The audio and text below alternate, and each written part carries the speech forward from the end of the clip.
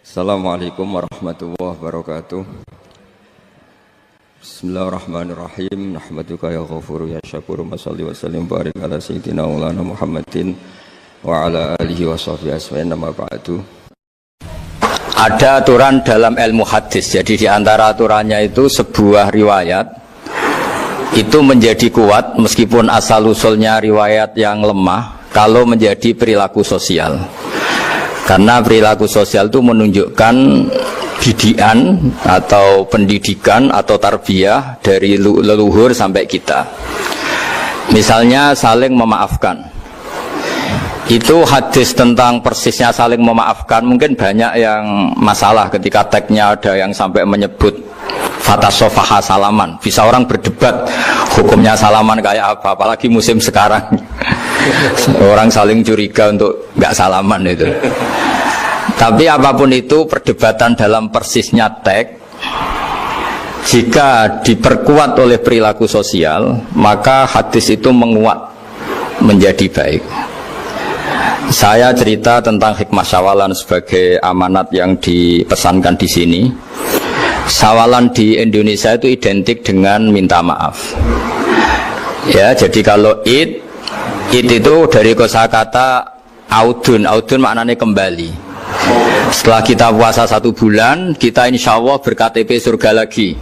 Jadi kita tahu dulu Nabi Adam itu di surga, beberapa anaknya juga lahir di surga, sehingga KTP kita ini sebetulnya KTP surga. Alamat tetap kita itu surga. Karena kita di dunia agak kacau itu, agak coro Jawa, agak bedigasan itu agak kacau. Terus status itu agak-agak hilang. Semoga agak hilang betul. Nah, dengan Ramadan itu status itu dikembalikan. Makanya banyak ulama mengatakan al-aid minal audi. Dari kata kembali, kita yang dulu penduduk surga, insya Allah barokahnya Ramadan yang diterima itu menjadi status penduduk surga lagi, disebut minal aidin. Kita kembali lagi ke fitrah, kembali lagi ke status kehambaan yang benar, sehingga kita layak menjadi ahli surga. Saya mulai dari status kehambaan. Memang untuk menjadi ahli surga itu kita tidak boleh menandingi Tuhan, menandingi kekuasaan Allah. Sehingga syarat dasar masuk surga itu harus abdullah, kita berstatus hambanya Allah. Disebut fadkhuli fi ibadi, masuklah dulu sebagai hambaku. Jadi kita berstatus sebagai hambanya. Baru setelah layak jadi hambanya, baru wadkhuli jannati, baru berstatus layak sebagai ahli surga. Jadi status kehambaan ini kita mantapkan dulu. Jangan ada status lain kita di depan Allah kecuali status kehambaan. Saya punya analogi dan itu saya ulang-ulang karena di antara ciri Quran itu mengulang-ulang sesuatu yang harus jadi pegangan. Saya ulang lagi, di antara ciri Quran itu mengulang-ulang sesuatu yang jadi pegangan. Jika kita belajar ilmu fisika atau ilmu apa saja, maka kita akan bicara materi sesuai statusnya. Jadi kita harus latihan untuk iman kepada Allah. Saya tanpa mengurangi rasa hormat, saya memberi contoh begini. Ini jam, materinya dari besi. Ini kertas, materinya ya kertas. Tentu secara fisik, orang akan bilang jam ini lebih kuat timbang kertas. Dan itu pasti dibenarkan dari segi materi. Tapi kalau Anda beragama dan Anda tahu bahwa pengendali alam raya ini Allah Ta'ala, maka kamu akan bilang, terserah Gus Baha gitu. Bisa saja jam ini saya punya niat saya hancurkan, kertas yang lemah ini saya simpan. Sehingga jam tangan ini 5 menit lagi saya hancurkan sehingga benar-benar rusak. Sementara kertas ini saya simpan sampai bertahun-tahun awet. Nah, kira-kira seperti itulah ilmu manusia. Sesuatu yang kita sangka kuat, ternyata Allah punya rencana menghancurkan itu. Dan yang kita sangka lemah, ternyata Allah punya rencana untuk mengabadikan itu. Nah, di sini pentingnya iman, lahu maqalidus samawati wal ard. Hanya Allah yang mengendalikan semua.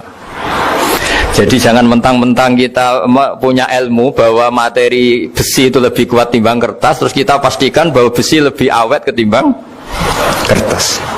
Kita sisakan satu keyakinan, terserah Allah, terserah pengendalinya. Nah itu agama, bilang terserah pengendalinya itu agama.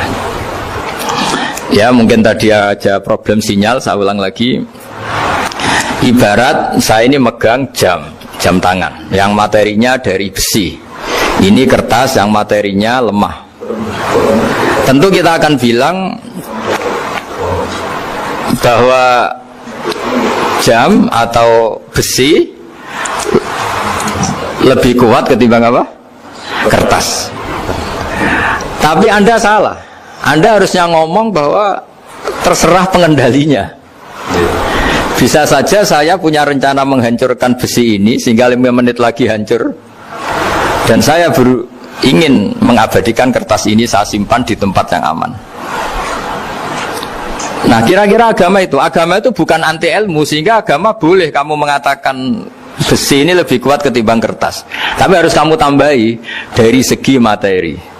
Tapi kalau dari segi pengendalinya, maka kita jawab terserah Allah Subhanahu wa Ta'ala. Ya, ini di sini pentingnya beragama. Jadi meskipun Mars itu kayak apa kuatnya, bumi gunung kayak apa kuatnya, ternyata gunung yang kita kira kuat ternyata nyimpan magma yang potensi meledak. Yang gunung kecil yang kelihatan dari pasir kecil yang tidak berdaya ternyata nggak nyimpan magma, jadi nggak direncanakan untuk diledakkan. Itu, nah agama itu seperti itu yang disebut di surat Yasin misalnya, Allah itu siapa? Biyadihi malakutu kulli, yang dalam kendalinya itu semuanya di alam raya ini. Sehingga di kehidupan nyata juga sama. Ada orang yang nekuni ilmu ekonomi tapi miskinnya Masya Allah. Ada yang gobloknya Masya Allah tapi kaya. Ada kiai yang punya doa banyak, hidupnya biasa. Yang nggak punya doa kaya. Itu saya pernah baca di sebuah hadis qudsi. Ada riwayat begini, Nabi Musa ketemu Allah, ditanya,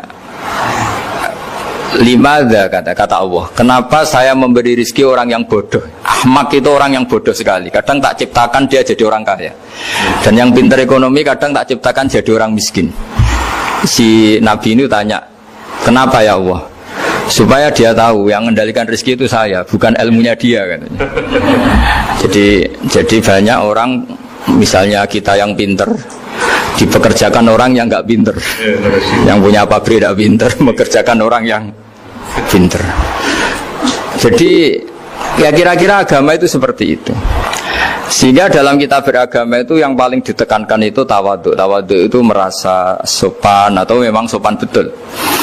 Kalau dalam Ihya disebut, sekiranya Anda tidak bisa tawadhu secara rasa, tawadhulah secara ilmu. Saya ulang lagi ya, sekiranya Anda tidak bisa tawadhu secara rasa, tawadhulah secara apa? Ilmu. Karena ilmu itu akan abadi. Saya beri contoh begini, saya ini kan misalnya kiai di kampung saya atau di kecamatan saya.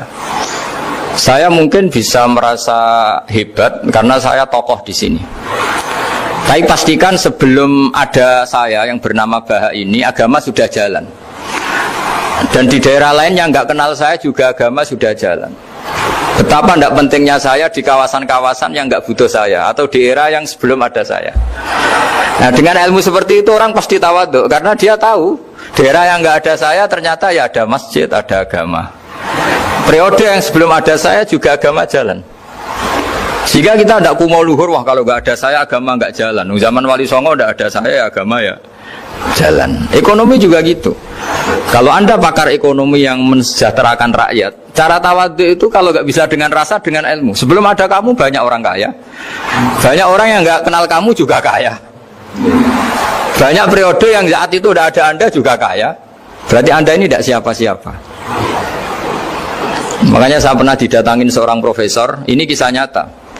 Gus, sebetulnya saya dengan bapak saya itu pinter mana? Bapak saya itu tidak tamat SD, tapi saya bisa profesor.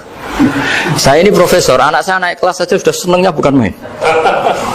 Artinya ini orang bodoh bisa menciptakan orang pinter, yang orang pinter kesulitan menciptakan orang pinter lagi. Nah, kalau kita tidak bisa tawadhu secara rasa, tawadhulah secara ilmu. Ikhlas juga gitu, saya sering ngajarkan ikhlas di beberapa kesempatan ngaji. Kalau Anda tidak bisa ikhlas secara rasa, ikhlaslah secara ilmu, pasti bisa, bukan mungkin bisa, pasti bisa. Secara ilmu. Makanya di Quran disebut fa'lam annahu la ilaha illallah. Ilmu, fa'lam itu dari kata ilmu. Saya beri contoh, saya mulai kecil sampai sekarang saya sekitar umur 50 tahun. Mulai kecil sampai sekarang itu ya bilang kalau kertas ini putih. Itu ya ada yang gaji, ada yang bayar, tapi saya selalu bilang kertas ini putih. Yang hitam ya saya katakan hitam, yang merah saya katakan merah. Kenapa? Karena itu fakta. Saya ulang lagi, karena itu fakta. Sehingga saya untuk mengatakan putih tidak perlu ada yang bayar. Sehingga ketika kita latihan sholat, latihan ibadah, dan mengakui Allah itu sebagai Tuhan kita akan malu. Loh, faktanya Allah itu kan Tuhan. Mau mengatakan fakta kok minta upah, ini gimana? Kita mengatakan Allah Tuhan itu sama dengan mengatakan kertas ini putih. Sama-sama itu fakta. Sama seperti saya mengatakan Pak Jokowi itu presiden kami. Itu kan fakta. Masa nunggu kalau dikasih BLT katakan presiden, kalau enggak ya enggak. Itu kan ribet jadi. Pak Panut misalnya rektor UGM, mbok saya enggak digaji di sana atau enggak kerja di sana, bilang kalau beliau itu rektor. Pak Ganjar gubernur Jawa Tengah, mbok saya dikenal apa enggak ya beliau tetap gubernur. Lama sekali kita mengatakan fakta itu ikhlas. Ikhlas itu artinya enggak minta apa-apa, karena kita ingin ngomong sesuai fakta. Nah Allah Tuhan itu fakta gitu. Nah kenapa untuk mengatakan Allah Tuhan nunggu? Bah, saya ini Tuhan kamu. Ya nunggu dulu Gusti, kalau engkau masukkan kami ke surga engkau Tuhan, kalau enggak ya enggak jadi. Itu tidak bisa seperti itu. Ya Allah tetap Tuhan. Nah kalau anda tidak bisa ikhlas secara rasa, ikhlaslah secara ilmu. Ilmu ya tadi kita akan selalu bilang yang putih putih, yang hitam hitam. Makanya ini pentingnya ilmu. Tawaduk juga gitu. Kalau anda ditakdir orang yang GR, yang gede rumongso, ditakdir orang yang kumo luhur, secara rasa bisa dilawan secara ilmu. Ada periode di mana sebelum ada kita, yang kaya ya banyak, yang dapat hidayat ya banyak, yang terpelajar ya banyak. Ada daerah yang nggak kenal kita, nyatanya pendidikan di situ jalan, sistem sosial baik. Betapa tidak pentingnya kita. Nah, ini nanti memaksa kita atau melatih kita untuk tawaduk. Nah dari hikmah ilmu itu kemudian kita minta maaf sama orang lain itu mudah, karena kita sadar bahwa adanya kita ini problem. Saya sering digojlok orang-orang kaya. Orang-orang kaya itu ya kadang agak kurang ajar tapi nggak bisa dibantah. Begini, pernah tanya saya gini, Gus, saya ini punya mobil mahal, harganya 2 miliar. Kayaknya yang berak pakai jalan raya saya kan. Kok bisa? Bayarnya pajak saya mahal. Sehingga kayaknya paling pantas saya. Yang naik ontel itu kan nggak bayar pajak, harusnya nggak boleh pakai jalan gitu sih. Terus saya bilang, babanya yang naik ontel itu pejuang, bapak kamu nggak, kata. Kamu nggak warisnya, kata. Artinya ada teori dalam kitab hikam itu kitab tasawuf dalam pesantren. Itu kebaikan saja di soal. Misalnya begini, kita ini bangga sebagai urip yang tertib, hidup yang tertib di kantor, di tempat-tempat pekerjaan. Tapi kalau itu semua terjadi, kalau ada kecelakaan di jalan itu nggak ada yang nolong langsung. SAR paling efektif, tim penolong paling efektif ya orang-orang nganggur itu. Orang-orang yang di jalan-jalan di perapatan itu kalau ada kecelakaan langsung nolong. Itu nanti ambulan itu yang kedua, ketiga, yang nolong pertama ya orang-orang yang nganggur-nganggur di jalan itu. Ada orang tersesat nolong. Maka ketika seorang sahabat tanya, ya Rasulullah, kalau engkau melarang kita jagongan di jalan, itu kita tidak bisa. Tapi kata Nabi, ya silahkan saja, tapi adu haqqat thoriq, hak kamu di jalan itu datangkan. Apa itu? Ya kamu bisa amar ma'ruf nahi mungkar. Coba kalau di terminal, di tempat publik banyak orang yang soleh, itu nanti copet ya sungkan. Yang mau jambret ya sungkan, karena yang di situ orang-orang soleh. Nanti yang nggak sholat juga sungkan, karena yang di situ banyak yang sholat. Jadi kenyamanan orang pergi jauh di tempat-tempat sepi itu ya barokahnya orang-orang nganggur terus ngaji, wah nengkono masih rame, ada orang yang di perapatan, di pertigaan. Bayangkan kalau ini orang-orang soleh, pasti itu nyaman karena wilayah publik dihuni orang-orang yang soleh. Tapi orang pasti bilang itu nggak tertib. Kita inginnya hidup ya tertib di kantor atau yang suka di masjid. Tapi kalau itu terjadi, itu nggak ada tim SAR gratis yang setiap saat kalau ada orang kecelakaan nolong. Makanya dalam makalah hikam itu paling masyhur diantaranya itu, manusia itu siapa? Manusia itu mangkanat mahasinuhu masawiyah, fakih falatakun masawihi masawiyah. Manusia itu orang yang saat baik saja ada salahnya, apalagi pas salah. Jadi kalau kamu punya toko lagi laris, dan saat laris itu Anda ngerumat keluarga Anda melakukan kebaikan pada keluarga Anda, pasti ada toko lain yang termahjubkan, yang tersingkirkan. Makanya saya pernah diskusi sama kiai besar, guyonan sama saya. Kita kalau kiai besar sebaiknya kalau diundang di musola kecil datang apa enggak? Kata kiai yang satu, jangan datang Gus, itu jatahnya kiai kecil. Terus kata yang satu, datang Gus sebagai bukti tawaduk bahwa kita kiai besar pun mau diundang yang kecil. Akhirnya kita ini ya kadang datang kadang enggak, karena kadang kita enggak datang supaya jatah rezeki kiai kecil enggak terambil. Kadang ya mau datang supaya dikira tawaduk. Makanya kalau seorang profesor sering turba di bawah itu ya kasihan yang S1, SPDI itu kan nanti nggak jadi bintang kalau profesornya sering turun. Kalah terus itu. Jadi kadang-kadang itu orang itu harus berpikir secara ilmu, jangan rasa terus. Jadi itu ilmu. Jadi semua yang kebaikan yang kita lakukan itu secara ilmiah bisa diperdebatkan. Ada orang senang ngomong serius supaya bangsa ini maju. Tapi bapak saya itu pesan saya, kamu kalau ngiyai itu jangan sering ngomong serius kan. Masyarakat sudah capek mikir utang, mikir keluarga. Udah gitu sowan kiai dijak ngomong serius lagi nanti capek kan. Sehingga kiai-kiai dulu itu kalau ketemu orang ya guyon terus. Karena tahu masyarakat sudah capek. Sudah banyak yang takut tanggal kredit gitu. Sudah takut tanggal kredit, takut problem sowan kiai diancam neraka lagi, itu kan ketakutan berkali-kali.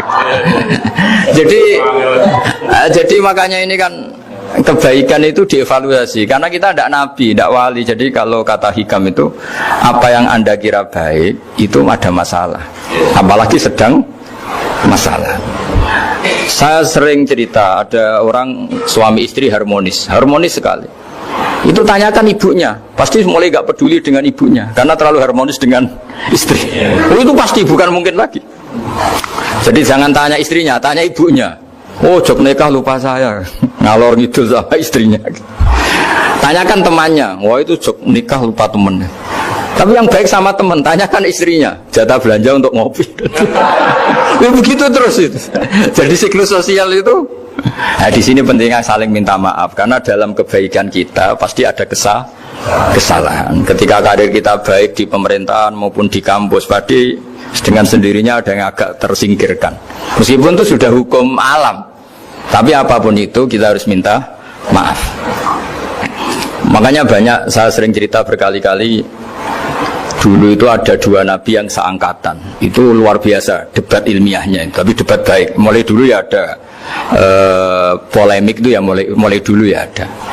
Yang Nabi Yahya itu suka berkawan orang-orang soleh. Kalau ditanya kenapa kamu berkawan orang-orang soleh, ya enak lah karena berkawan orang soleh. Yang Nabi Isa sering berkawan orang-orang yang gak jelas. Ditanya kenapa anda suka berkawan orang-orang yang gak jelas, innama ana tabibun udawil mardo. Nabi dan kiai itu ibarat dokter, ya tentu menyembuhkan yang sakit. Kalau anda seorang dokter pasti neliti daerah-daerah pandemi, masa neliti daerah sehat. Nah, jadi dulu bapak wasiat ke saya gitu, kowe nak jadi kiai kok bengkel. Jadi kiai itu kayak bengkel, kalau nggak siap dadane orang nggak jelas ya jangan jadi kiai kan. Itu ya, tapi kan masalahnya kita sendiri solehnya pas-pasan, takut terkontaminasi. Jadi yang jelek bukan jadi baik, kita yang baik jadi jelek. Nah itu kan mulai dulu ya polemik, sejauh mana kita punya kekuatan untuk tidak terpengaruh yang negatif. Yang negatif terpengaruh kita menjadi positif. Jadi ini cerita-cerita sawalan bahwa dalam kebaikan kita itu ada kesalahan, maka kita tetap istighfar, tetap saling minta maaf. Dulu bapak saya kalau diceritain ada seorang kiai sampai sepuh jadi imam masjid, istiqomah sekali. Dulu bapak saya itu guyu, ya istiqomah, tapi wong liya terus ra iso dadi kader. Jadi calon-calon kiai ini sudah putus asa karena nggak pernah punya kesempatan jadi imam. Jadi dibalik istiqomah itu ya ada memahjubkan orang lain. Makanya alhamdulillah di Indonesia itu ada pegawai pensiun. Kalau enggak habis itu. Karena yang anyar-anyar itu mesti ini kurang pengalaman, ini kurang senior. Tapi baru kan ada pensiun kan gantian. Tapi masalahnya di dunia kiai itu udah ada pensiun. Tambah sepuh tambah mantap, tambah sepuh tambah mantap. Nah itu sebaiknya ya mulai mundur-mundur sedikit dari imam masjid itu. Ya nyari-nyari yang lain lah supaya ada kaderisasi, ada. Jadi intinya itu di balik kebaikan yang kita lakukan pun itu ada masalah, sehingga kita butuh istighfar. Di sini pentingnya dawuhnya para wali-wali. Dulu ada istilah wastighfaruna yahtaju ilal istighfar. Ketika kita minta maaf, sebetulnya minta maaf sendiri itu butuh minta maaf lagi. Minta maaf lagi itu butuh minta maaf lagi. Misalnya saya dengan Mas Hilmi ini akrab, pernah pakai uangnya misalnya. Itu kadang kita bayar itu malah tersinggung, kok kayak orang lain saja bayar. Minta maaf juga gitu. Kalau kamu punya teman akrab, terus minta maaf resmi, itu tersinggung. Kayak wong liya ae jolok sepuro. Jadi kadang jolok sepuro itu malah masalah. Itu kan sama, kamu punya teman akrab, terus kalau mau main, assalamualaikum, sakit masuk nopo boten, angsal boten, boleh nggak main? Itu mesti teman kamu tersinggung. Kok kayak orang lain saja? Artinya ketika Anda merasa benar karena protokoler ketika masuk ke teman, ternyata itu salah. Teman kamu maunya nggak protokoler karena sudah akrab. Tapi ketika kita merasa akrab, ternyata selonang-selonang dianggap problem, kita tidak pernah tahu. Nah di sini kata ulama-ulama, minta ampun itu kebutuhan manusia, karena dalam kebaikan kita pasti ada kesalahan. Makanya disebut wastighfaruna yahtaju ilal istighfar.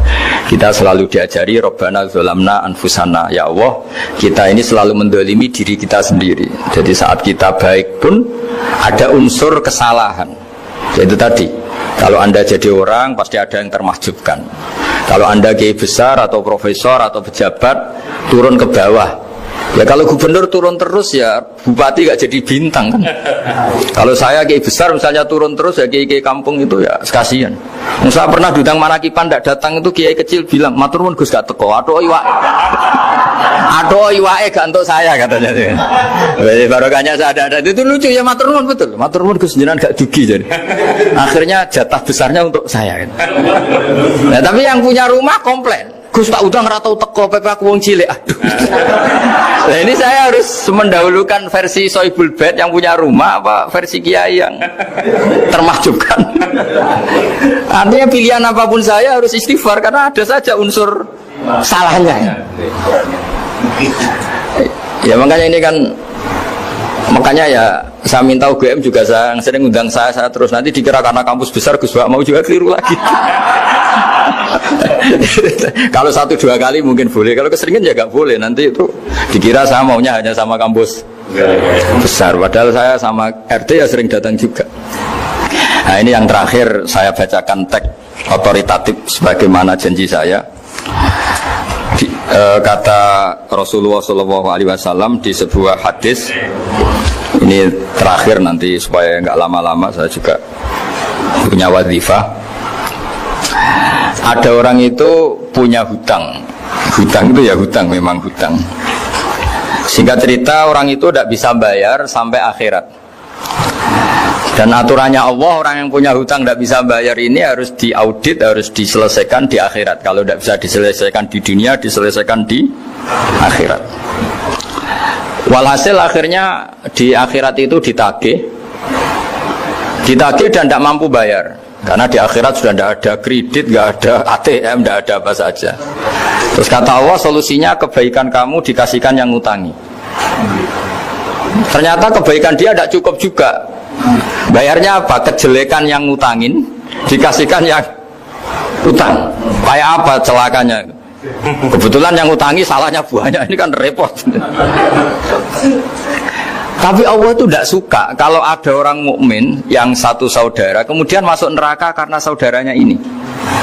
Kata Allah, jika ini masuk neraka berarti disebabkan komplain atau ketidakikhlasan temannya yang mukmin. Masa orang mukmin menyebabkan mukmin yang lain masuk neraka? Allah tidak ingin. Makanya diantara nikmatnya beragama itu ukhuwah, persaudaraan.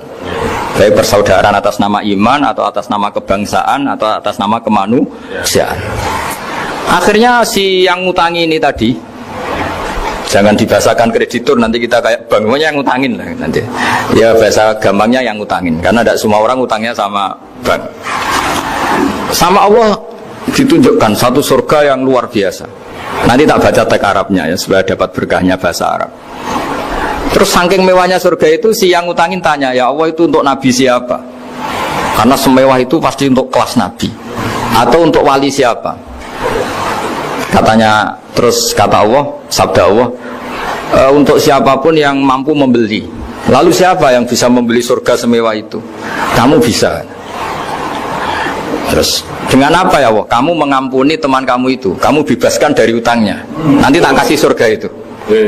Terus akhirnya sama Allah, kata orang itu, ya Allah saya bebaskan. Ya sudah, kamu berdua masuk surga.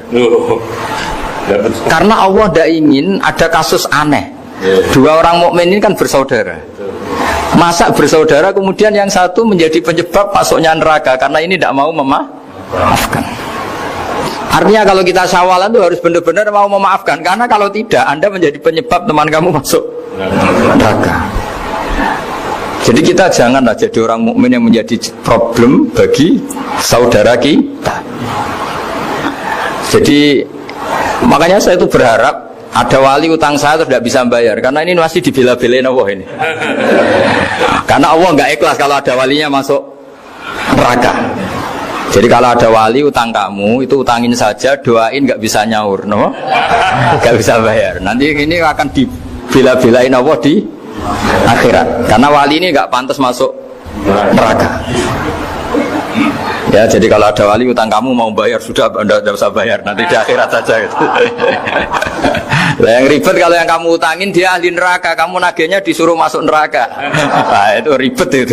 Sudah utang dia ahli neraka. Ya, tak baca teksnya supaya ini ada di kitab Ihya halaman 197 juz 2. Status hadisnya waqala sahihul isnad, kata Imam Hakim, hadis ini sahihul isnad. Saya baca Arabnya nanti insyaallah sebagian ya supaya kelihatan teks aslinya di bab hukukul muslim. Bainama Rasulullah sallallahu alaihi wasallam jalisun izdhika hatta badat sanayahu. Nabi ketika santai-santai duduk tahu-tahu tertawa sampai gigi depannya itu kelihatan. Jadi tertawa sangat sampai gigi depannya kelihatan. Yang notabene beliau sering hanya senyum, kali ini tertawa betul sampai gigi depannya kelihatan. Faqala Umaru radhiyallahu anhu, ya Rasulullah bi abi anta wa ummi mal ladzi adhakaka. Apa yang bikin kau sampai tertawa seperti itu? Qala rajulani min ummati jasaya baina yaday rabbil izzah. Dua lelaki dari umatku sama-sama sungkeman nuntut keadilan di depan Allah. Jasaya itu sungkem, duduk bersimpuh itu kalau dalam bahasa Arab itu apa? Namanya jasiyah. Faqala ahaduhuma ya rabbi khudli madlamati min hadza. Faqala wa rudda ala akhika madlamata. Qala ya rabbi lam yabqali min hasanati syai'un. Faqala wa ta'ala li talib kaifa tasna'u bi akhika wa lam yabqalahu min hasanati syai'un.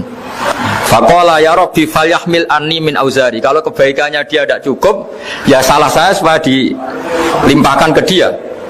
Terus summa fadat aina Rasulillah sallallahu alaihi wasallam bil buka. Nabi di tengah-tengah cerita itu nangis. Senangis-nangisnya karena habis senang lalu nangis karena ini kan kebaikannya sudah dikasihkan habis, enggak cukup. Akhirnya kejelekan yang utangin ini diberikan. Makanya kalau kamu ingin masuk surga, utangi orang-orang soleh sebanyak-banyaknya. Dan doain nggak bisa apa? Nyaur.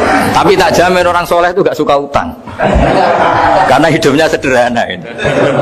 Kayaknya saya tidak akan utang Mas Ilmi itu. Karena orang soleh itu hidupnya sederhana, pasti tidak butuh. Kalaupun utang paling ya untuk makan, kan gampang nyaurnya apa? Terus kata Rasulullah, faqala inna dzalika yaumun azimun yauma yahtadun nasu fihi ila yuhmala anhum min auzarihim. Terus fayaqulu wa ta'ala lil mutadzallim irfa basarak. Coba kamu lihat yang di sana itu ada apa? Fanzur fil jinan, coba surga itu kamu lihat. Faqala ya rabbi ara madaina min fiddatin wa kusuran min dhahabin mukallalatan bil lu'lu'. Saya melihat surga yang begitu mewah, semuanya bertatahkan intan, semuanya materinya dari emas, bertatahkan intan. Lalu li ayyi nabiyyin hadza? Itu untuk nabi siapa? Terus awli ayyi siddiqin awli ayyi syahidin. Terus qala Allah hadza liman a'tas saman. Itu untuk siapa saja yang mampu beli. Qal ya rabbi wa may yamliku dzalik? Siapa mampu beli surga semewah itu? Terus kata Allah anta tamliku, kamu bisa. Qal bimadza ya rabbi, dengan apa? Qal bi afwika an akhika. Cukup kamu memaafkan saudara. Jadi kalau maafkan tidak pakai uang itu kurang seru. Yang seru itu punya teman utang 1 juta dimaafkan. Jadi memaafkan paling seru itu maafkan apa? Utang. Kalau maafkan sama-sama salah miso apa itu enteng. Ini yang seru itu teman punya utang 1 juta kamu itu seru itu. Tapi nanti aja di akhirat nanti sudah ada akhirat. Ya nanti notanya di bawah kalau gitu. Ya, di Afrika anahika. Jadi surga semewah itu maharnya atau harganya cukup memaafkan saudara kamu. Terus qala ya Rabbi qad afautu anhu. Sudah Gusti, sudah sekarang saya maafkan. Fayaqulu wa ta'ala khud bi yadi akhika fadkhilhul jannah. Ya sudah sekarang kamu berdua sama-sama masuk surga. Karena ini orang soleh, enggak pantas masuk neraka. Yang punya utang ini enggak pantas masuk neraka. Nah ini yang ribet kalau yang utang ya ahli neraka, yang utang ya ahli neraka. Ngapain debat utang? Wong kamu sudah ahli neraka. Hanya tanpa kasus utang pun sudah jatah neraka. Ini ribet kalau ketemu orang-orang yang jatahnya ada di surga. Tsumma sallallahu alaihi wasallam, ittaqullaha wa aslihu dzata bainikum fa innallaha ta'ala yuslihu bainal mu'minin yaumal qiyamah. Jadi di antara proyek besar Allah itu menjadikan orang mukmin itu bersaudara dan saling memaafkan. Itu sampai akhirat proyek itu masih dilakukan Allah. Maka ketika di dunia kayak sawalan ini usahakan saling memaafkan karena keinginan Allah sampai akhirat pun seorang mukmin itu saling memaafkan. Ya, jadi ini sebagai penghormatan saya pada teman-teman alumni UGM juga semua muhibbin, semua yang memanfaatkan ngaji ini, bahwa kita harus berjiwa besar untuk saling memaafkan. Tak beda ono wong kafir 70 tahun, penggaweane zina, mabuk, nyolong. 70 tahun kafir. Bariku 1 menit dipandu kiai nglafatno asyhadu alla ilaha illallah wa asyhadu anna muhammadar rasulullah. Sora mukminan apa sora kafiran? Sora mukminan. Sak kalimat pisan 70 tahun dekne kafir, terakhir nglafatno la ilaha illallah dihukumi mukmin. Kita mulai cilik mukmin tahlilan ya la ilaha illallah. Bar salat di muni la ilaha illallah dihukumi kafir. Dia itu salat, yang salatnya itu tidak seperti salat kamu. Dia lebih khusyuk.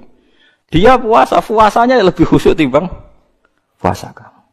Tapi yakhruju min di'i hadza qaumun yaqra'unal Qur'an la yujawizu hanajirahum yamruquna minad-din murukasahmi minar ramya. Tapi nanti turunan dia itu jadi orang-orang yang senengane maca Quran, senengane salat, senengane poso, tapi penggaweane ngadili wong Islam. Nah, mulane umat Kanjeng Nabi zaman swargane tetep dhuwur. Mergo nak entuk Lailatul Qadar niku. Entuk Lailatul Qadar kok anggere poso ya entuk, kok anggere jamaah tarawih ya entuk. Ora usah bayangno golek srengenge sing ora panas. Wah, aneh-aneh. Wong Nabi dawuhe ora ngono, pokoke anggere mangko Ramadan iman ora ihtisaban tok Lailatul Qadar. Cuma alamate iku ana ngene. Lah alamat ora kudu roh. Kok malah mbok goleki. Dadi angger sego kuwi wis rasane sego, cuma alamate sego apik sing ngene. Ya wis angger kowe wis mangan ya wis kok goleki alamat. Goleki menane wong kadang kok lha apa golek Lailatul Qadar kok golek alamat. Lailatul Qadar iku goleki. Lailatul Qadar kok ana alamate, tapi Allah ge alamate wis kliwat. Berarti kowe wis entuk golek alamat, nek tepak ya roh nek ora ya wis ra apa-apa pokoke entuk. Lho ya alamate kan wis kliwat kan ning gone hadis iki. Alamate bengi Lailatul Qadar isuke iku matahari ora pati terik. Wis kliwat ta ora? Lho iya kan wis kliwat kan? Lah nek misale kowe roh tok tapi ora entuk. Ya tok entuk ora roh kan? Aneh-aneh. Kulo mboten nate lho. Kulo sering takok itu. Gus nate entuk Lailatul Qadar, Mas. Ah levelku ora takok ngono iku. Amatir ya. Lu ngalamate kliwat, lho nggih, ning hadis ku alamate kliwat to. Kliwat kan? Alamate bengi Lailatul Qadar isuke sobihataha srengenge ngene. Kan gak ono gunane wis. Dadi tidak maksudnya Nabi ngeten angger bengi Ramadan wong Islam sing traweh ora drengki ora macam-macam mau bikol bin salim ya dianggep untuk Lailatul Qadar. Lane dawuh Sidina Utsman malah gampang meneh. Wong sing salat isya jamaah iku padha karo qiyam sewengi. Ora usah salat tahajud, ora usah witir, wong isake jamaah wis padha karo iku. Tunggale wong donga wong diutangake terus ning makam ning kuburan ngoten niku kan. Ning omah akeh wong naga semua kom ayam mau nak ning kene. Mergo ado kok sing naga maksudnya. Dadi apa ku pirsa, lha repote apa ku pirsa tenan ta ora iku. Mulane dawuhe pengerak dawuhe hadis iku imanan wahtisaban. Ihtisab orientasine ridane Allah. Lah nak cara ulama-ulama tasawuf, nak kowe iktikaf kok golek ayam nggih dari bojo, mulai wae. Adepi bojo nyabari ku luwih dhuwur timbang ganjarane iktikaf. Wong diamuk bojo gak tersinggung, gak ngamuk ngempet, iku Allah ridho pol. Dianggap wong kondang. Dianggap wong kondang. Mergo iso wal kadhiminal ghaidha wal afina anin nas. Assalamualaikum warahmatullahi wabarakatuh. Ngaten gitu, terus jenengan ampun dadi khawarid. Artinya gini ya, orang membiarkan Quran itu macam-macam. Ada yang membiarkan secara kuliah, dibiarkan total, diabaikan. Bahkan tidak diyakini kalau itu kalamullah. Tidak diyakini sama sekali itu sebagai apa? Wahyu, sebagai apa? Kalamullah. Itu kafir, berarti kafir tulen, benar-benar kafir. Ada yang membiarkannya itu semi, agak iya, agak enggak. Ya iman tapi gak faham. Nak kepengen faham, ya ibu iman. Niku ruwet niku, ruwet niku. Niku kata sangat. Dan itu ya muslim, tetap mukmin tapi dianggap fasik. Misalnya contoh gampang ngeten nggih, contoh paling gampang. Niki kula waca nggih, terus niki ben jenengan dak dadi khawarid. Kula waca Arabe mengke kula terangaken. Wa qala ar-rasulu ya rabbi inna qaumi ittakhadhu hadzal qur'ana mahjura. Terus napa? Bahwa Kanjeng Nabi ngeluh Quran itu dimbara wong kafir. Manane dimbara walam yu'minu bi. Fahadil ayatu waradat fil kuffar. Fahadil ayatu waradat fil kuffar al-mu'ridina 'anil Qur'an. Alladzina lam yu'minu bihi. La fi man hafidhahu minal mu'minin tsumma nasiyahu. Nggih kula waca. La fi man hafidhahu minal mu'minina tsumma nasiyahu. Teng qauluhu mahjuran. Wa in kana yu'atabu alaihi fil akhirah. Lima waroda man ta'allamal Qur'ana wa alika mushafahu lam yata'ahadhu wa lam yangdzur fihi ja'a yaumal qiyamati muta'alliqan bi yaqulu ya rabbi abduka hadza ittakhadhani mahjuran ikdi baini wa bainah. Terus ngeten nggih. Dawuh Imam Shawi sebagai pensarah Jalalain, dan dawuh ini pasti benar. Saya pastikan benar karena saya berkali-kali baca di Bukhari dan saya ajarkan di sarang di mana-mana, saya ulang-ulang. Ayat ini bagaimanapun turun pada orang kafir yang i'rad meninggalkan Quran itu artinya tidak menganggap itu sebagai kalamullah, tidak menganggap itu sebagai apa? Kalamullah. Tapi kalau orang mukmin kayak kita ini mukmin meninggalkan Quran dengan arti tidak mengamalkan, tidak mengamalkan, itu mau fasik. Fasik wae ya ora sida kadang-kadang. Mergo taate luwih akeh. Nggih taate oke, misalnya ngeten contoh gampang. Wonten tiyang niku maniak perempuan. Nak zina ora gelem tapi nak ra ngegang ning perapatan delok wong ayu ngelu misalnya. Ya akeh wong ngoten. Wong Islam ku mayoritas nggih ngoten niku. Kelakuane ngoten niku. Nah itu kan dekne ngerti nak itu salah cara Quran. Qul lil mu'minina yaghuddu min absarihim. Orang mukmin ku nak iso meremno aja sampe delok wong wedok sing mboten mahram, mboten bojo. Wa yahfadzu furujahum, dan menjaga farjinya dari zina. Separuh sukses, misalnya gak zina sukses, tapi nak gak delok ora sukses. Lah itu nanti tepak-tepakan nak pangeran tepak nggih nyepuro, misalnya wis didelok wis sama Islami suwi wis jenggoten wis macam-macam ati sepuro. Apa meneh sing istedher melarat koyo rugen sepuro wis melarat iku kafaroh iki, melarate niku kafaroh. Macam-macam. Terus wonten tiyang alim. Biasanya dosa terbesar wong alim rawani nahi mungkar. Karena ndak punya nyali atau punya perhitungan khas wong alim. Lah itu nanti kena khitab laula yanhahumur rabbaniyuna wal ahbaru an qaulihimul itsma wa aqlihimus sakhat. Mestinya orang-orang terpelajar itu harus mencegah kemungkaran. Nah itu biasanya orang alim ndak punya nyali karena ndak punya otoritas. Misalnya kalau di Indonesia ndak berhak punya SK atau apa gubarno doli, gampang wali kota, Kiai hanya berteriak zina haram, doli haram, tapi kan gak di otoritas bubar.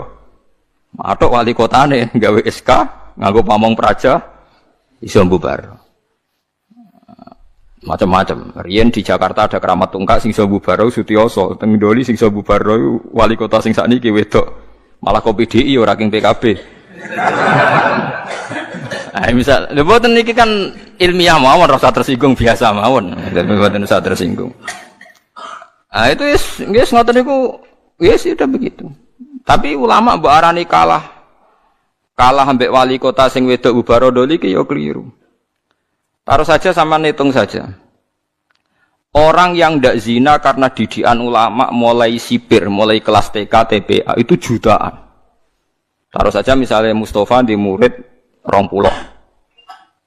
Ada orang di murid 100. Orang yang dididik supaya anti zina oleh ulama itu hasilnya jutaan, mungkin puluhan juta. Dan mereka punya generasi berevolusi anti zina dan anti zina nganti mati. Itu juga nahi mungkar karena maknanya nahi mungkar itu al-intiha anil mungkar. Pokoknya kejadiannya tidak jadi mungkar. Itu yang saya sesali dari orang-orang mubaligh. Mubaligh itu sering bilang nahi mungkar itu kayak Bubaro Doli. Tidak seperti itu saja. Setiap kemungkaran yang dihentikan itu namanya nahi mungkar karena maknanya nahi itu mencegah. Mencegah artinya tidak melakukan atau tidak terjadi. Dan itu ulama kontribusinya besar, hampir semua pondok. Misalnya, kalau nembe buka niki, kalau nanti cerita tentang Pak Rum, Pak Rumanto, kalau nanti cerita, Mas Rum, sebagai pondok ora usah tenanan, pokoknya ngaji, sholat semadep mulon, sebagai umumnya pondok, orang usah ngasih lo santri alim, nak tepak ya alim, rak tepak ya wis.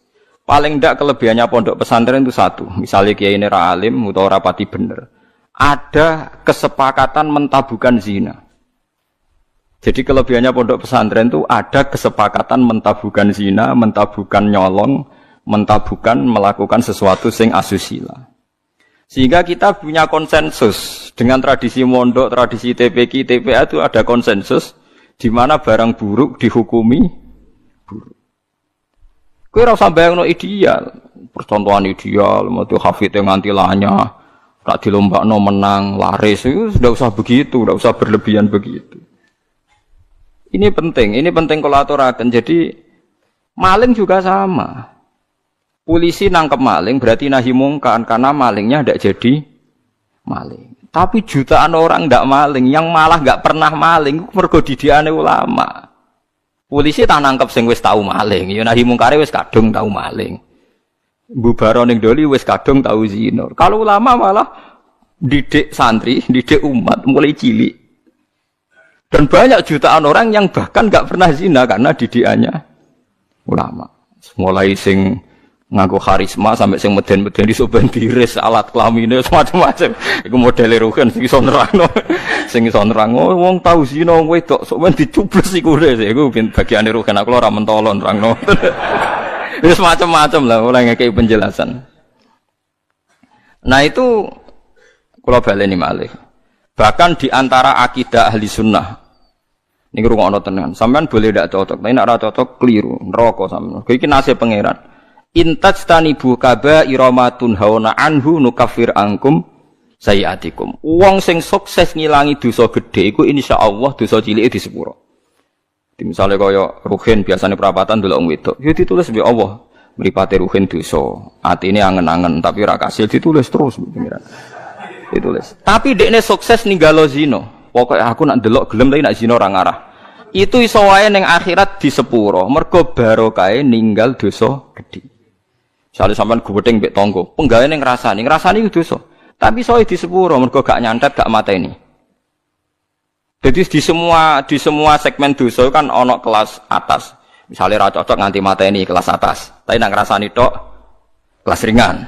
Seneng wong wedok zina kelas berat, tapi nak ndelok tok kelas ringan. Iku iso wae iso ben iku barokahe ngeduwi sing gedhe, sing cilik disepuro. Jika kamu jika kamu menjauhi dosa-dosa besar, nukafir angkum saya adikku. Wes awong zuwud-zuwud ora percaya lah piye wae iku dawuhe pangeran. Kowe kudu iman dan ini menguntungkan Mas.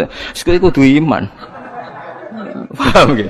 Pokoke anggere kasil ngaduwi sing gedhe, sing cilik disepuro. Tapi pertanyaannya jare Fathul Mu'in, masalahnya sing cilik iku terus wis kadung gedhe. Kan gak sida cilik.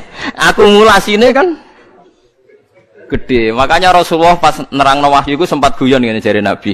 Kowe roh gunung jare dawuh Nabi. Nggih ngertos ya Rasulullah. Gunung gedene ngono iku kok butiran pasir cilik-cilik.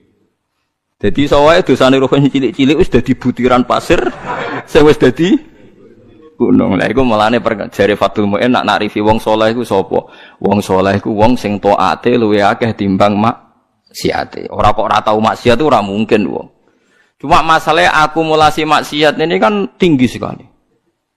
Maksiat misalnya, contoh gampang wong melarat lah, sing biasa ning perapatan, maksiat itu siji ndelok wong wedok maksiat, ngrasani wong sugih maksiat, kok hasud maksiat, tukarane mbek bojo maksiat.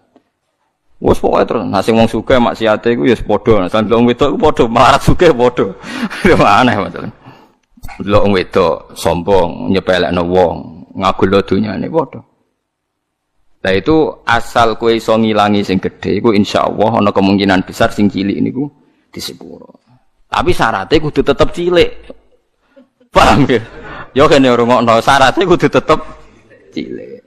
Mergo gunung gedene ngono iku kok akumulasi kumpulane butiran-butiran apa pasir. Masamu gunung apa? Watu sitok mboten ya pasir cilik-cilik niku. Niku ditumpuk sakmono ramene dadi napa? Gunung. Gambar buaya, mbok gambar dinosaurus iku titik.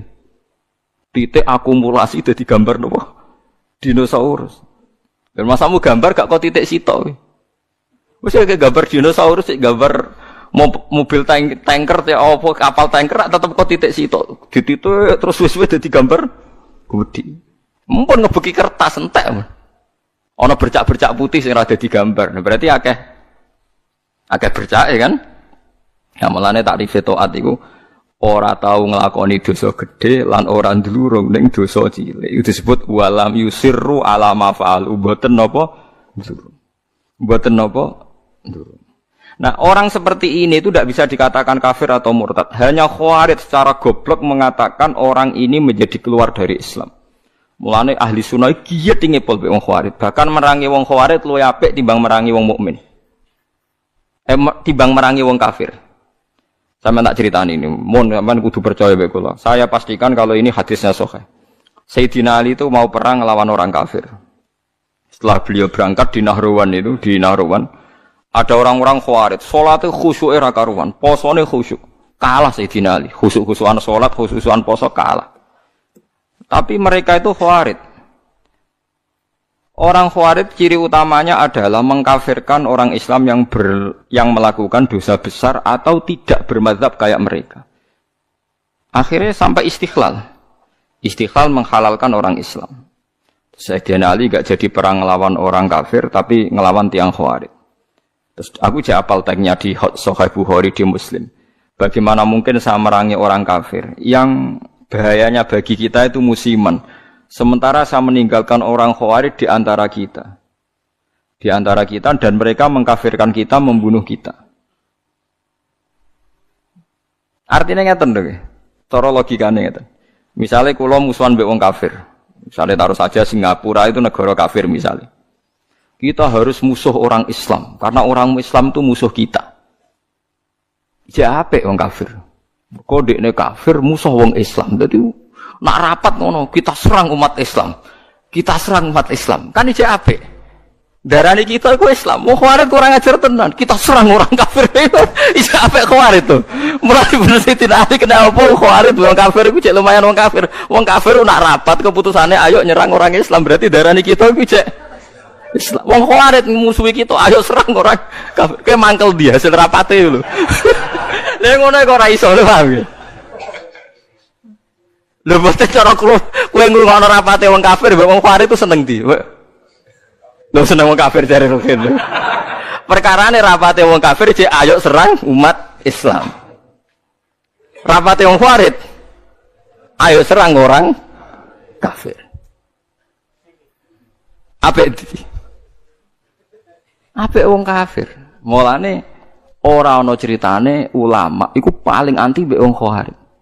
Mergo ning hadis sahih ning Bukhari Muslim, sok ben umatku elek-eleke wong Khawarij yamrukuna minaddin muruqas sahmi minar ramiyah.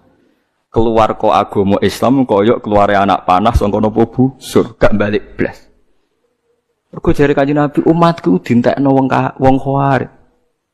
Lho wong kafir ke atas sing masuk Islam, perkarane tertarik mbek ajaran Islam. Wong Khawarij gak mungkin tertarik mbek kiai, wong dihukumi kafir kiai ini kok. Kok tertarik piye? Wis uring-uringan tok.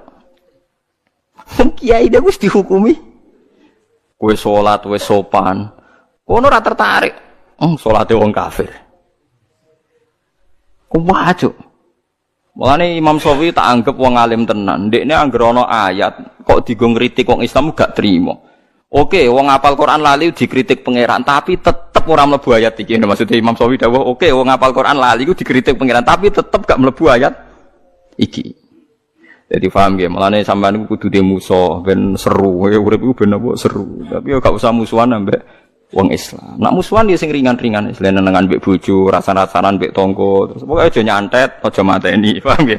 Nek ora cocok iku ya pokoke ngrasani nggih kelompok lah, nggih geng ngoten nggih, geng kecewa misalnya. Ya misalnya pengurus masjid terdepan nggih kelompok anti takmir saiki. Engko ndekne sing munggah iku gentenan ngrasani wis ngono ae nggih kegiatan nggih geng, napa? Geng rasane. Nah, cara kula bagus itu, nggih. Yang penting ora usah dihalalno wong barang haram, nggih ngrasani iku barang haram tapi rasa daripada dadi udun wis ben ngrasani wae. Sementing mboten mateni. Disebut napa intas dan ibu kabaira matun hauna anhu nukaffir angkum sayatikum. Kowe nak berhasil ngilangi dosa gedhe, insyaallah sing cilik di sepuro. Mulane akidah ahli sunnah. Senajan to wong ora istighfar ora tobat tapi nak ngudoi dosa gedhe ku sing cilik diilangi. Wa bistina bin lil kabair tufaru saghairu wa jaludu yukafiru. Wong nak berhasil ngilangi dosa gedhe iku sing cilik mbek Allah napa diilangi. Tapi mau syaratnya sing cilik tetep cilik iku eling-eling catatane sing cilik. Lah iya to kan misale ngrasani 10 dina pisan kan sithik. Nak 10 dina konsisten nggih kelompok kan akeh. Ojo kok terus cilik terus gak mungkin kan akumulasinya tetap jadi napa? Besar. Wong beras sak karung kok butiran-butiran cilik. Nah, ini penting kalau peringatakan. Nah, ulama itu harus ngomong gitu terus. Mulane Imam Bukhari dalam juz sekawan termasuk babu kita lil Khawarij, babu kita lil Khawarij. Itu beliau pertama mengutip dawuh Ibnu Umar ngendikane Sayyidina Umar wa kana yarahum syirara khalqillah. Ini dawuh Imam Bukhari. Ibnu Umar berpendapat elek-eleke makhluke pangeran Khawarij. Alasannya kenapa mereka? Kalau apal persis teke teng Bukhari. Intolaku ila ayatin nazarat fil kufar faja'aluha alal mu'minin. Orang Khawarij itu senengane golek-golek Quran. Sebetulnya ayat itu turun kanggo ngritik wong kafir, faja'aluha alal mu'minin, tapi ayat itu kemudian dipakai untuk mengadili orang Islam. Ya taruh saja sing masyhur gini, kita ini kalau ada orang maling kan di penjara. Maling itu di penjara. Orang zina juga di penjara misalnya, orang pembunuh di penjara. Ngoten niku terus dihukumi wong kafir alasane ini pakai hukum liyane hukum Allah wa man lam yakum bima anzalallahu fa ulaika humul kafirun. Orang yang pakai hukum liyane Allah dianggap kafir. Hukumnya Allah itu potong tangan bukan di penjara. Padahal kita ini tidak pernah mengatakan kalau penjara itu hukumnya Allah kan tidak mengatakan. Cuma kita tidak punya otoritas. Memang maling itu ora kita ketok tangane, tapi kita tidak pernah mengatakan kalau penjara itu lebih baik ketimbang dipotong tangan. Dan kita tidak pernah bilang kalau hukumnya Allah itu enggak efektif, enggak manusiawi, tidak pernah bilang gitu. Cuma kita hidup di negara yang enggak motong tangan, ya kita bilang pira-pira malingnya ra dikasih Nobel. Wis ngono tok. Tapi jangan pernah mengatakan penjara itu lebih manusiawi ketimbang motong tangan. Nah, itu kafir tenan karena kamu keputusan manusia kamu anggap lebih baik ketimbang keputusan Tuhan. Kowe mau ngomong kita tidak berdaya untuk mengimplementasikan potong nopo tangan. Mulane ada orang ini cerita nggih tenggene kitab Hayatus Sahabah, ada orang Mesir dia sok suci protes tenggene Amr bin As. Bahwa Anda mimpin pertama kali gubernur Mesir itu Amr bin As, makanya masjid tertua di Mesir masjid napa? Amr bin As. Itu dulu kan termasuk wilayah gubernuran Umar. Umar mimpin dari Madinah, Mesir dulu provinsi. Wong nak darani Al-Qibti napa? Al-Qibti. Mulane Maria Al-Qibtiyah. Wong sakniki darane Egypt maknane apa Qibti. Aniku seorang yang sok suci itu bilang ke Amr bin As, kamu itu tidak melakukan perintah Quran. Dilaporan yang Umarnya dua orang ini datang ke Sayyidina Umar. Datang ke Umar bahwa pemerintahan Amr bin As itu tidak melakukan hukum-hukumnya Allah. Sama Umar ditanya, apa kamu baca Quran min awali hatta akhirih? Apa kamu baca Quran dari awal sampai akhir? Ya baca, ya Amirul Mukminin saya baca. Apa semua yang ada di Quran sudah pernah Anda lakukan? Ya sebagian tidak saya lakukan. Kenapa Anda nuntut orang lain melakukan semua, kamu sendiri tidak, sebagian tidak kamu lakukan? Loh enggak tuh. Ya misalnya kados ruhin ngeten iki perintah haji dene Gus mutune Gusti nek bangsa kaji barak mboten derek-derek ngono. Wong melarat tuh paling melanggar perintah pangeran, kaji ora, zakat ora ayo misalnya. Padahal yo kaji perintah pangeran, zakat perintah pangeran. Lah kowe ora iso bantah kula ngeten. Wong nak kaji kan manis tato ailai sabila, lah zakat ora ono manis tato ailai hasabila. Zakat ono aturan wa atu zakat manis tato ilaiha sabila. Ora ono pokoke zakat itu tanpa syarat. Nak kaji tah ono syarat. Akeh jihad ngalahno wong kafir, wong larat ra iso nglakoni. Apa meneh wa'idulahum mastata'tum min quwwati wa mir ribatil khaili turhibuna bihi aduwallah. Wong Islam kudu kuat, saking kuwate nganti menggentarkan musuhe pangeran. Ayo. Wong melarat sing kukar-kukur iso ngetaro musuhe pangeran. Ora iso. Ayo. Mulane bener Kanjeng Nabi, Abu Bakar ku api-api sahabat, tapi ada sesuatu yang enggak bisa dilakukan Abu Bakar, ora pati medeni wong kafir. Abu Bakar wong sopan. Mulane Kanjeng Nabi Abu Bakar Islam yo seneng, tapi cek rong lega Nabi. Angger Nabi mlampah-mlampah ning pasar Ukat iku ana tukang geng. Umar niku tukang geng pasar Ukat. Dadi dekne kuwi sakne mangan untuk hadiah nak gelut menang terus untuk napa hadiah. Menangan nak gelut. Woe dekne senengane nantang gelut tak menang kudu untuk Nobel untuk hadiah. Iku Kanjeng Nabi mikir, muga sing Islam iki no enak. Islam butuh preman, kunane kuno. Mulane ngalim-ngalim ku nak di santri preman rodok seneng perkarane iku nak di Islami Mustafa barang ora pati diwedeni wong kafir.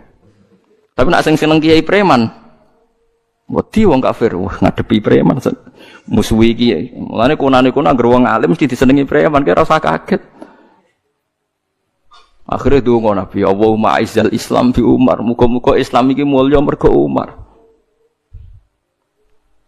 Artinya gini, ada sesuatu yang Abu Bakar pun tidak bisa melakukan kebutuhan Islam. Ngoten paham? Ada sesuatu yang sekaliber Abu Bakar pun tidak bisa melakukan kebutuhan Islam, termasuk ngadepi preman. Nah, buktinya tenan Abu Bakar ketika Islam nggih wong kafir biasa ae. Tetap nyiksa Bilal, nyiksa macam-macam. Bareng dongane Nabi didongakno Nabi nek mboten lepat itu dinten Kamis. Sing ngrungokno niku Abdullah bin Mas'ud sempat pireng pas Nabi ndonga. Ketemu Umar, marhaban bika ya Umar. Muga-muga kowe bejo Umar. Aku krungu Rasulullah ndongakno kowe. Pas iku Umar cek preman. Umar ora pati paham muka mlaku ngoten Ustaz. Wonten nang dekne akhire Islam. Apa yang dilakukan Umar Islam pertama? Nabi masih sembunyi-sembunyi di rumahnya Zaid bin Arqam. Omae Arqam lah, Banil Arqam. Nah, pertama Umar Islam harus protes, ya Rasulullah, kita ini orang benar kok sembunyi-sembunyi, yang batil saja berani muncul kok yang benar kok sembunyi-sembunyi. Ya Umar, saya menakutkan kamu, tidak usah takut ya Rasulullah. Saya ini Umar. Tenan. Kanjeng Nabi teng daleme Zaid bin Arqam mbek Abu Bakar mbek Sayyid Hamzah timbarno mbek Umar tinggal metu. Marani Abu Jahal pertama ditotok Umar. Ya Abu Jahalin, kamu tahu berita hari ini? Tidak tahu, saya Umar sudah masuk Islam, kira macam-macam Rasulullah tak baca. Wes marani Abu Lahab, warani kafir. Iku gentenan wong kafir sing delik. Paham? Loh, dadi artinya gini, kowe nak Islam terima khusyuk kok Mustafa enggak memenuhi kebutuhan Islam. Tapi kok preman yo ora memenuhi kebutuhan Islam, mulang wudu, mulang carane ngilangin. Preman ra iso. Yes ngono, artinya wong saleh sundul langit itu ada kebutuhan Islam yang enggak dipenuhi. Kok kowe maksa wong liya memenuhi. Itu tadi, misalnya kowe ulama. Misalnya saya ulama. Paling iso ndarani zina kowe elek tinggalkan. Tapi nak wali kota Surabaya iso gawe SK Barodoli. Ada sesuatu yang enggak bisa dilakukan ulama, malah pejabat. Iso wong roh kabeh sing Barodoli iku wali kota sinten Risma nggih. Nah, sing membubaro Keramat Tungkak riyen zaman Sutioso. Keramat Tungkak dibubaro nganggo SK gubernur dadi Islamic Center. Kiai ra iso. Pengajian mau kaya rugen cerita wong zina ben dicup bersih ngono-ngono tok. Ora iso rugen gawe SK. SK tanda tangane rugen. Doli apa? Bubar. Jangan pengedan sing tafsir percaya ke sapa. Lah iki cerita. Lah wong ninggal Al-Qur'an iku ana sing gak peduli blas nganggep Qur'an gak wahyu iku wong kafir. Nah wong Islam senajan to ninggal Al-Qur'an iku ndekne iman cuma ra iso nglakoni. Lah iku ora nganti mlebu ayat iki dawuh Imam Sawi wis ta wong Islam saelek-eleke ora mlebu ayat iki. Senajan to yu'atabu fil akhirah mergo melakukan kesalahan. Lah klirune wong Khawarij tiap ana ayat ngritik wong kafir karena lafate man itu siapa saja dilebokno wong Islam. Akhire wong Islami dihukumi kafir. Mulane elek-eleke wong Khawarij dawuh Kanjeng Nabi hum syarrul khalqi wal khaliqah. Cuma Nabi mboten menangi tiyang Khawarij. Lan kula nganti mati ya akan ngomong ini terus. Mulane bapak ana santri khusuk mangkali ra karuan. Jare bapak kula nu di guru kali, bapak mbek Mbah Mun. Mbah Mun ambek santri khusuk yo gedeng. Jo khusuk jong Khawarij ngono. Perkara anggere wong khusuk mesti semangate ngadili wong liya. Wong mondok ora tau utang iku gedenge pol mbek wong utang. Wong mondok kok amen salate ora tau kodok mbek wong kodok gedenge ra karuan. Padahal jare santri sing kodok nglakoni ilmune jare. Jare nglakoni napa? Ilmu nih, meraktekno ilmu jadi. Jadi meraktekno ilmu. Sama nak dudono kasus-kasus Khawarij ya. Iku mau satu dawuh Sidina Ali. Nak ana wong kafir rapat, ape merangi wong Islam itu dalam rapat itu diulang-ulang kita harus merangi umat Islam. Tapi wong Khawarij ning rapate kita menangi tauhid, menangi wong kafir. Aja apik wong kafir. Dan banyak orang kafir masuk napa? Islam. Tak warai iki sampean supaya dadi Khawarij ngeten tak warai. Wong Khawarij itu ukunane iku napa nenten. Cuma riyen mboten dados komunitas. Iki kula waca iki mboten dadi komunitas. Dadi kula critani iki asal usule Nabi ngomentari Khawarij. Nabi setelah perang Hunain, perang paling bersejarah mergo wis Nabi wis kondang, wis hebat lah, wis kuat sekali. Dalam hanya satu kali ini Nabi perang jumlahnya luwih akeh timbang wong kafir. Biasanya kan kayak perang Badar Nabi 313 wong kafir 1000. Nggih ahli Badrin pinten 313 wong kafir 1000. Uhud Nabi 1000 wong kafir 3000. Jadi selalu jumlahnya itu banyak orang nopo kafir. Perang Hunain itu aneh, wong Islam luwih akeh timbang wong kafir. Malah kalah. Jadi pangeran nabi kekasih iku salah sithik wis salah. Perkarane wong Islam ketika jumlahe akeh timbang wong kafir jare wong Islam lan nughlabal yauma minkillah. Saiki aku ora bakal kalah mergo jumlahe sithik. Mergo jumlahe 10.000 wong kafire mok 3.000. Pokoke akeh wong Islam.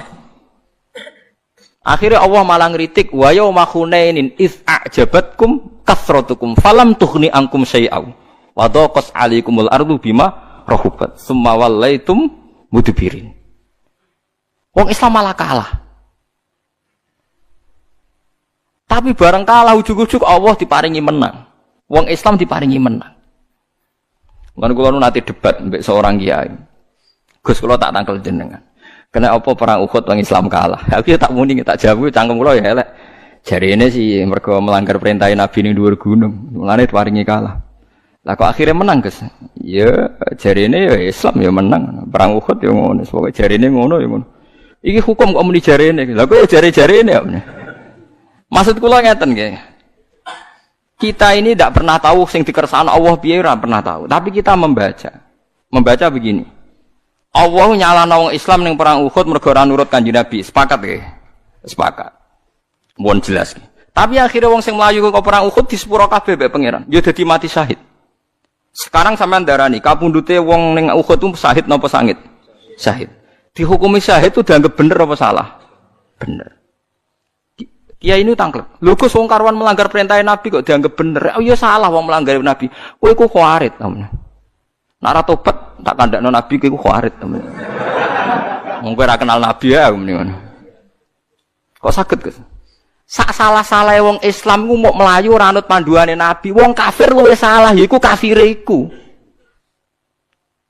Kok lucu, kowe iso nyalahno wong Islam kok ora iso nyalahno wong kafir. Mulane akhirnya diparingi menang. Sak salah-salah wong Islam iku ya mau melayu kok gunung, ora sesuai perintah nabi. Lah wong kafir salah ya apa? Kafire iku. Mulane perang Hunain wong Islam disalahno pangeran mergo ujub jombleyake. Akhirnya diparingi menang piye wae sak salah-salah wong Islam cek salah. Wong kafir. Paham ya? Paham ya maksudnya? Mulane kejo terjebak. Lah kenapa wong Khawarij kok luwih salah meneh wong apa wae cek darane Islam kok dene darani. Mulane dawuh Ibnu Umar ketika ketemu wong Khawarij niki tak critani cerita-cerita Khawarij niki sing teng Bukhari kula mboten pakai kitab yang ndak sahih. Ning gone Ibnu Umar tuh pernah santai teng pinggire Ka'bah niku wonten tiyang Khawarij datang.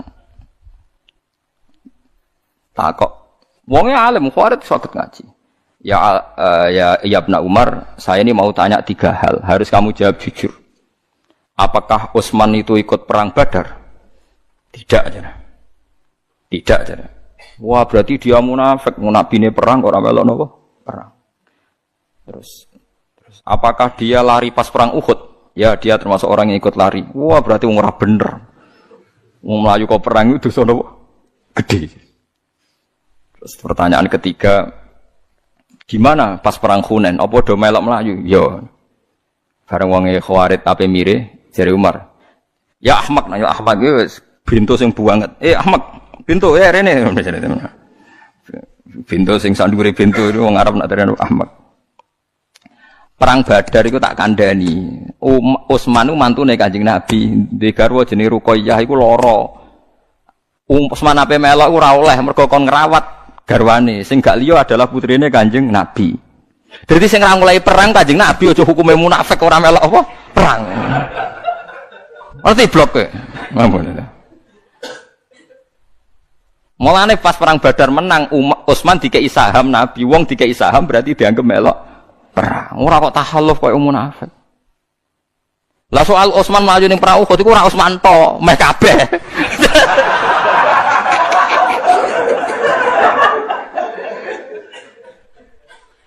Lah iku pangeran wis ngumumno ning Quran di sepuro. Paham nggih? Innal ladzina tawallaw minkum yaumal taqal jam'an innamastazallahum syaitanu bi ba'di ma walaqad afallahu anhu. Wong sing mlayu ning perang Uhud ku piye wae ana salahe, tapi Allah wis nyepuro. Walaqad tuh redaksine Quran lam ku litaukid, qad ya litaukid. Allah wis bener-bener.